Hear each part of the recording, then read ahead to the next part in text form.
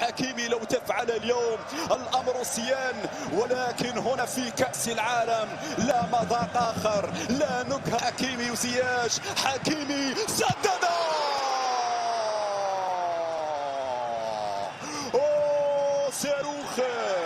صاروخ أطلقه حكيمي. ليفاكوفيتش في المتابعة، أحلى كورة، أحلى تسديدة يميني.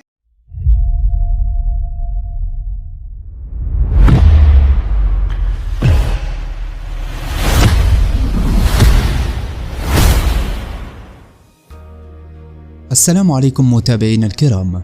تعرض الدولي المغربي أشرف حكيمي للإصابة خلال مباراة المنتخب الوطني ضد كرواتيا التي أقيمت صباح اليوم الأربعاء ضمن الجولة الأولى من مرحلة مجموعات كأس العالم قطر 2022. ووفقا لموقع فوت ميركاتو الفرنسي، فإن حكيمي تعرض للإصابة على مستوى الفخذ خلال مواجهة كرواتيا.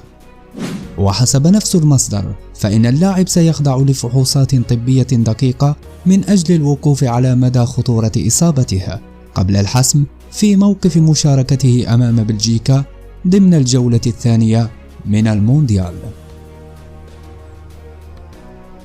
لا تنسوا الإعجاب بالفيديو والاشتراك في القناة تشجيعا لنا لنستمر بنشر المزيد إن شاء الله.